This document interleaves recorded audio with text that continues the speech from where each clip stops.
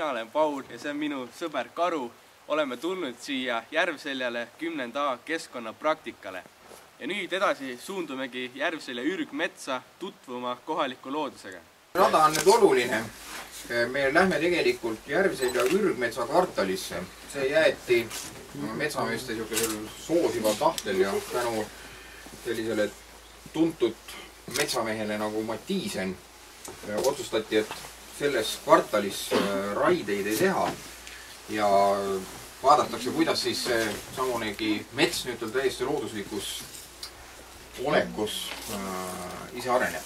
No vot selline näeb välja mets, eks ole, mida ei ole majandatud. See tähendab, siit te leiate lamapuitu, millele tulevad üsna kiiresti peale seened, siis lamapuidu peal tavaliselt leiavad ka oma elupaiga suhteliselt haruldased samblad, mis on iseloomulikud ainult sellistele loodusmetsadele.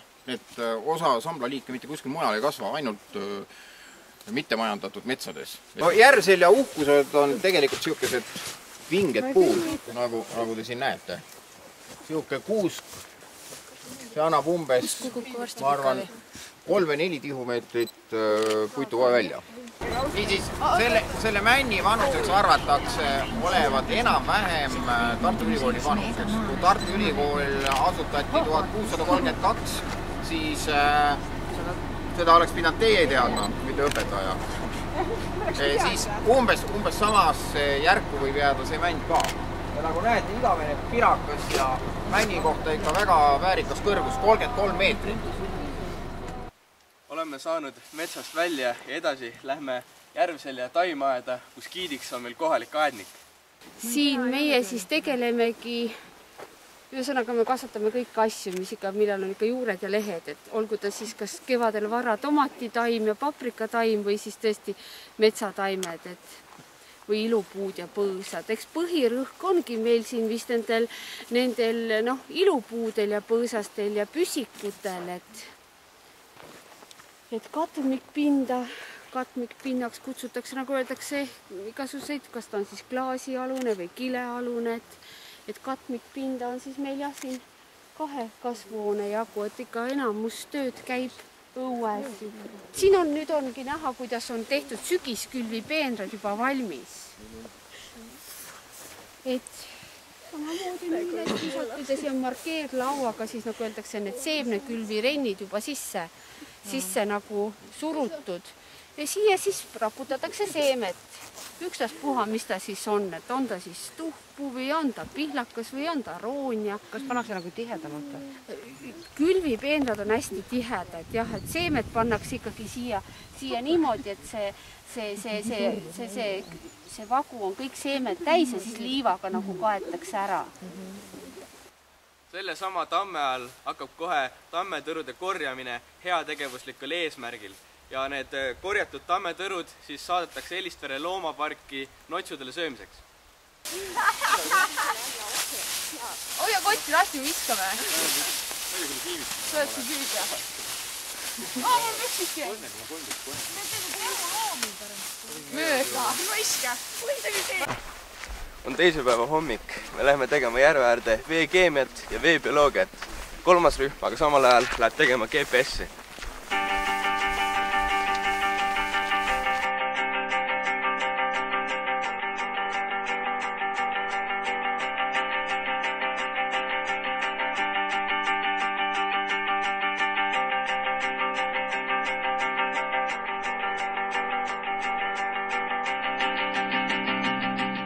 Järgmine, nagu juba öeldi, on võimalik määrata vees väga palju erinevaid komponente. Komponente, mida vees määrata on võimalik, on siin selles veeanalüüside kohvris lausa 6. 2 kohvrit on mul kaasas, nii et te saate 6 katset teha. Nitraadid, nitritid, ammoonium, karedus, pH ja fosfaatrioonid. Kõikidel nendel analüüsikohvritel on kaasas juhend selle praktilise katse läbiviimiseks ja arvutamiseks, mida kõik need asjad näitavad ja annavad. me saame teada mingisuguse numbri, näiteks, et nitraat on siin 50 milligrammi liitris. See on euronõuete järgi lubatud kontsentratsioon. Eesti lubatud piirkontsentratsioon on tükk maad väiksem. Kaladele on kõik ette nähtud asjad tükk maad madalamad, nii et kalad on tunduvalt tundlikumad kui inimesed. Nii et näiteks nitraadi kohta on siin antud lubatud joogivees nitraat võib olla 50 milligrammi. Siis soovitatav on 25 milligrammi liitris. Edasi, mineraalvees võib olla maksimaalselt 50 milligrammi liitris ja kaladel on lubatud 20 milligrammi liitris. Selle ökotestiga on võimalik mõõta 10 kuni 80 milligrammini ja mõni saab värvilise tulemuse lahuse ja siis ta hakkab vaatama, milline värv kõik ilusamini selles tabelis sobiks. Unustades ära, et igale mõõtmisele, nitraatide mõõtmisel jälgid ainult neid värve. Kui sa ammooniumit määrad, jälgid ainult neid värve, nitriti jaoks on järgmine. Teisel pool on fosfaat ja kõige suurem vahe on siis pH määramisel. Ja viimane on siis karedus ja kareduse määramiseks kasutatakse lahust, mis kipub olema. Ma loodan, et ma võtsin uued veeanalüüside kohvrid kaasa, et on suhteliselt halvas seisus, väga kergesti kaotavad nad oma mõõtmisvõimaluse. Aga kareduse seisukohalt jagatakse veed pehmeks. Ka selle kohta on siin kenasti antud määramised 0–4 tilka, kui läheb teil peale seda reaktiivi, siis on väga pehme vesi. 4–8 on pehme vesi, 8–18 on keskmiselt kare vesi ja kui on 18–30 on kare vesi ja üle 30 on väga kare vesi.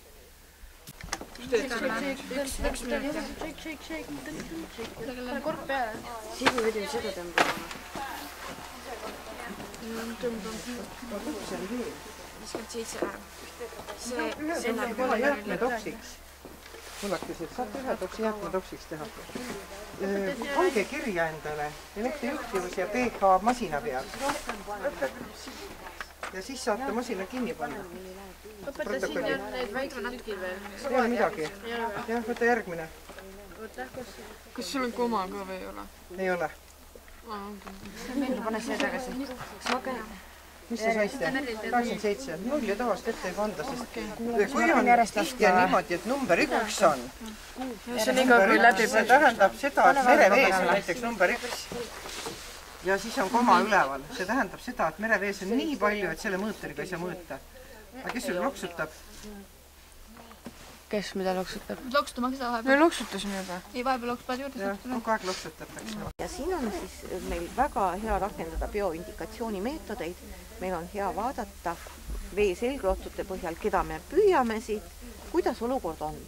Meil on siin oma tabelid, kus teatud organismirühmad annavad teatud arvu punkte, loeme punktid kokku, liidame kokku, saame mingi punkti summa ja see on meile näitaja, see on meile siis see informatsiooni allikas, kuidas olukord on. Kas veekogu on hea kvaliteediga või on ta väga hea kvaliteediga või on see olukord rahuldav või on hoopiski asi halb ja olukord halb selle veega. Ja selleks, et nüüd seda asja uurida, peaks kõigepealt neid loomi püüdma, siis neid määrama ja siis analüüsima neid saadud tulemusi, punktid kokku liitma ja vastavaid tabeleid kasutama. Siis vaat siit on hea neid jälgida. Siin on kakandeid, siin on üks väike selgsõudur ja siin on ka väga vilgas 3 sabaniidiga 1 päeviku vastne. Ja kui te nüüd seda luubiga vaatate, siis te näete kohe palju paremini. Et näete neid kohe hästi. Siin on nüüd üks kakand veel ja siis on meil siin teod. Ja näete,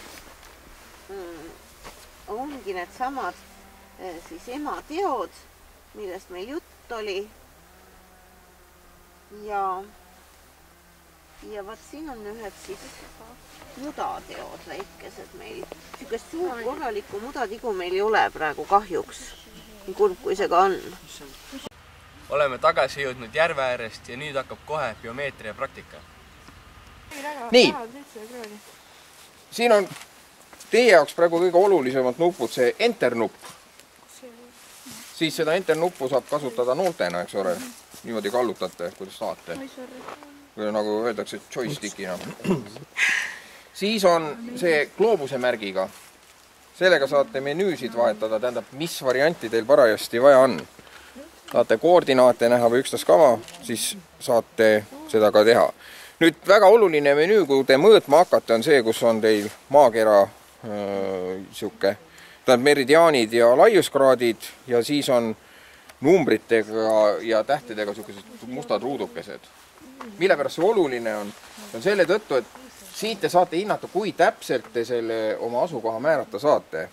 See näitab, mitu satelliiti parajasti teie pea kohal on. Praegu tuuritab ringi 24 satelliiti, mis on seotud selle positsioneerimisseadmetega. Ja siis alati vaadake neid pulkasid, mis siin all on. Neid peaks olema vähemalt 4 ja nad peaks olema vähemalt mustad. Mis numbreid te näete ja saate?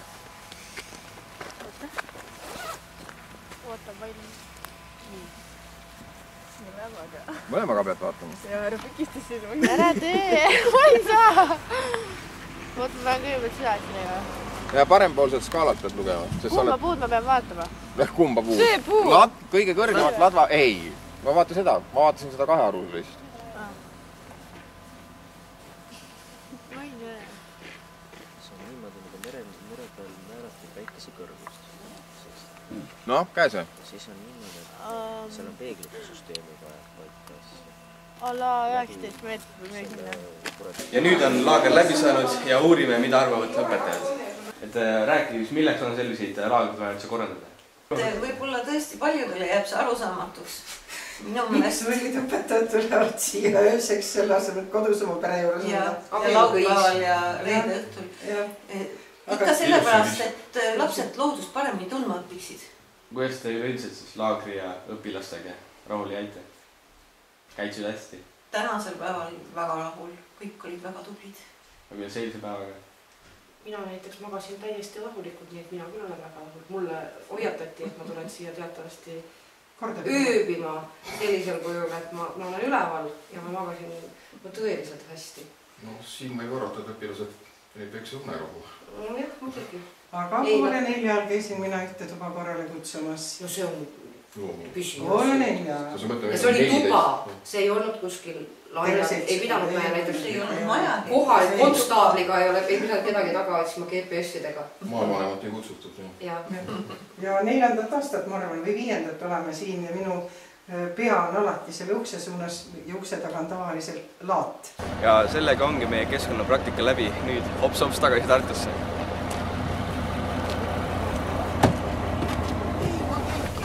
Ma igas juhul võtsin ikka rohkem.